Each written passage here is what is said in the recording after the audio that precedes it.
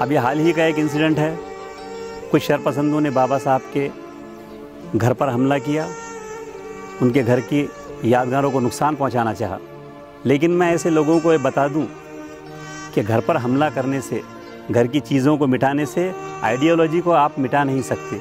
छुरी की धार से कटती नहीं चिराग की लौ, छुरी की धार से कटती नहीं चिराग की लौ, और बदन की मौत से किरदार मर नहीं सकता।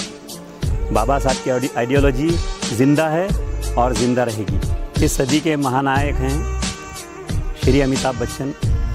उन्होंने अपनी एक फिल्म में एक डायलॉग कहा है कि मर्द को दर्द नहीं होता। विथ ड्यू रिस्पेक्ट, मैं इस डायलॉग से पूरी तरह असहमत हूँ। मेरा अपना ये मानना है कि जिसे दर्द नहीं होता वो मर्द ही नहीं होता। हकीकी मर्द वो है कि जिसके दिल में दर्द हो, समाज का दर्द, अपनों का दर्द, इंसानियत का दर्द। ऐसे ही दर्द रखने वाले महानायक, बड़े लीडर, अजीम हस्ती थी हमारे बाबा साहब अम्बेडकर, जिन्होंने एक ऐसी बीमारी से लड़ाई लड़ी जो कोरोना वायरस से भी बहुत ज़्यादा ख़तरनाक बीमारी थी, और इस बीमारी का नाम था अनटचेबिलिटी, छूत-छात। आप अंदाज़ा लगा सकते हैं इस मर्द का, जिसे हम बाबा साहब कहते हैं, कि किस कदर उसने दर्द सहा।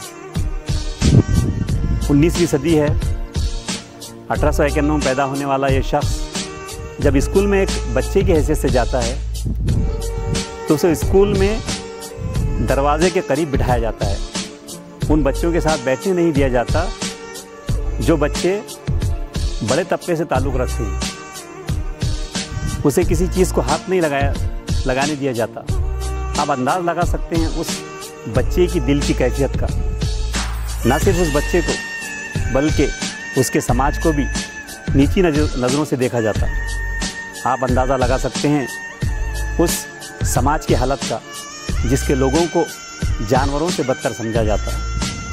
जिसकी बात सुनकर एक मिसरा मुझे याद आता है, उर्दू एक लाइन याद आती है कि जीने से मुराद है न मरना शायद। लेकिन इस महानायक ने हिम्मत नहीं हारी।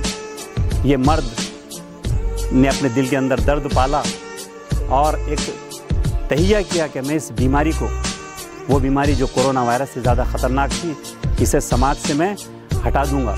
और आपने किया, आपने एक हथियार को उठाया और वो हथियार था एजुकेशन। आपने खुद कहा, शिक्षा ये शेरनी का दूध है, जो इसे पिएगा वो गुर्राए बगैर रहेगा नहीं। बाबा साहब ने भी शेरनी का दूध पिया और गुर्राया, समाज से अस्पृश्यता को ख़त्म किया, अनटचेबिलिटी को ख़त्म किया, समाज से लड़ते रहे।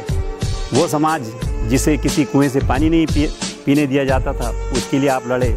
चौदार तालाब पर गए और जाने के बाद वहाँ पर आपने हाथों से पानी लेकर सत्याग्रह की। तो मेरे दोस्तों, हम इस महानायक को आज इसलिए याद कर रहे हैं कि जब हमारे अंदर का एक शख्स, हमारा अपना लीडर, हमारे अपने बाबा साहब अम्बेडकर जब इतनी बड़ी बीमारी से, इतने बड़े समाज से लड़ सकते हैं, तो क्या हम कोरोना जैसी बीमारी से नहीं लड़ सकते?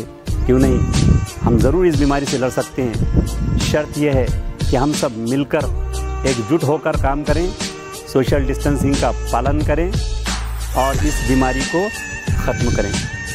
हम खराज अक़ीदत पेश करते हैं बाबा साहब अम्बेडकर को। बाबा साहब अम्बेडकर के बारे में एक शेर में कहना चाहूँगा कि पाते हैं कुछ गुलाब चट्टानों में परवरिश, पाते हैं कुछ गुलाब चट्टानों में परवरिश, और आती है पत्थरों से भी खुशबू कभी कभी।